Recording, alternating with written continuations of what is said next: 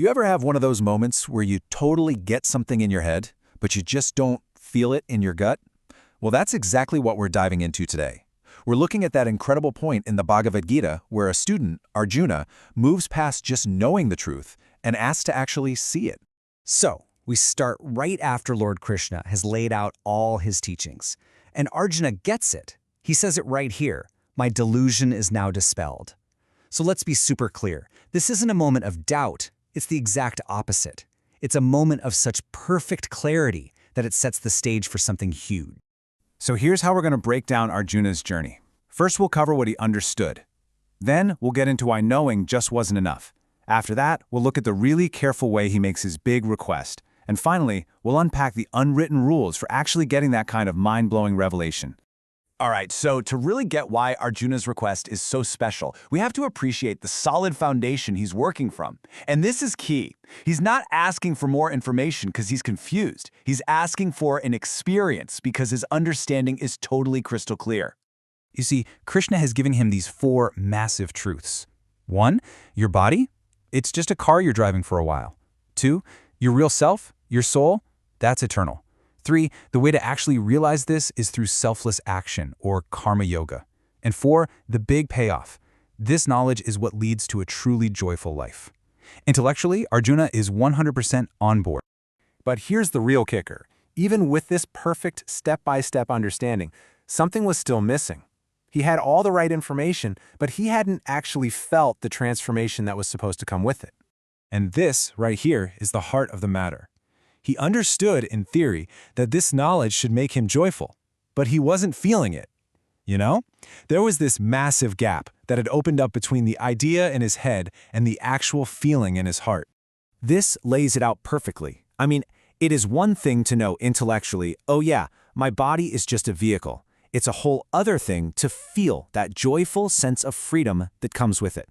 Arjuna had totally nailed the column on the left. What he was desperately craving was the experience on the right.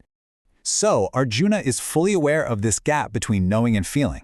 Now let's watch the incredibly smart way he goes to his teacher, Lord Krishna, to ask for help to finally bridge it.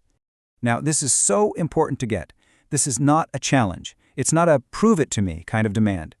Before he asks for a single thing, Arjuna makes it a point to say, I believe everything you've taught me. He confirms his total faith in Krishna's teachings on life, God, and the universe. He builds that foundation of trust first. And then he makes his move. The request itself. It's so direct, so clear, and it comes straight from that place of faith.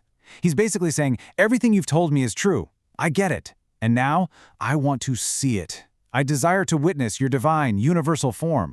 But listen to how he phrases this. The humility here is just, wow. He doesn't demand anything. He says, if you think I'm ready for this, if you consider me qualified to see it, then please show me. He leaves the final call completely in his teacher's hands. It's brilliant. So, why was this request so powerful? Well, it turns out that Arjuna, whether he knew it or not, had already checked all the boxes. He had met the 3 secret conditions for getting this kind of ultimate revelation. First things first, complete faith. It's the price of admission. A teacher is just not going to give a mind-blowing demonstration to a student who's still on the fence about the basics. Arjuna cleared this hurdle right at the beginning by saying, I believe you. Think about it like this. A doctor meets a medical rep. If the doctor doesn't trust the rep's pitch, they might take the free sample medicine just to be polite, but that sample's going right into a desk drawer, never to be seen again. It's useless. Because Arjuna had faith, Krishna knew that the sample he was about to give, this incredible vision, would actually be valued and used. Okay, condition number 2, sincerity. The student has to really, truly want to learn. The request can't just be for entertainment or a way to get out of a boring lecture. It has to come from a deep desire to grow. You know, it's like a chemistry teacher with a class full of bored students. If they all start chanting, make something blow up, make something blow up, the teacher knows that's not a real desire to learn chemistry. Krishna could see that Arjuna's request was totally sincere. He wanted to deepen his understanding, not just see some cosmic fireworks. And that brings us to the third final piece of the puzzle, qualification. The student has to be ready. They have to have the capacity to actually handle the experience they're asking for.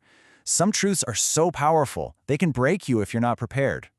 It's kind of like a high-end diamond merchant. They're not going to pull out the 50-carat flawless diamond from the back vault for every person who walks in off the street. They save that for a serious, qualified buyer who they believe can actually handle the purchase. In the same way, Krishna had to know that Arjuna was qualified to see this vision without being completely overwhelmed by it. So, when you put it all together, you see that Arjuna got his wish not just because he asked, but because of how and why he asked. He proved himself to be the perfect student. He had the faith, he had the sincerity, and he had the qualification. He was ready to make his knowledge real.